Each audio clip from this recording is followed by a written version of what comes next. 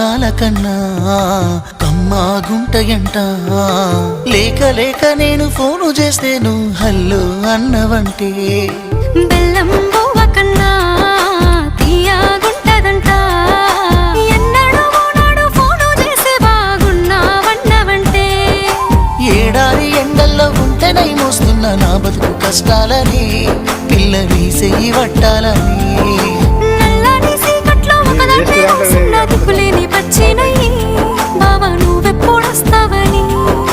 ఏళ్ళైపోతుండే పిల్ల ఎన్నెలొచ్చింది మన బతుకులా ఏలైపోతుండే పిల్ల ఏలు వట్టంగా వస్తున్నాయా ఇన్నాళ్ళ ఎడబాటు ఎడవాసిపోతుందిలే ఈ సీనయ్య గుండున్నదే సినదారా నీ కోసము ఈ దూరాన్ని చెరుపుతూ తీరాల తెగిరింది అందా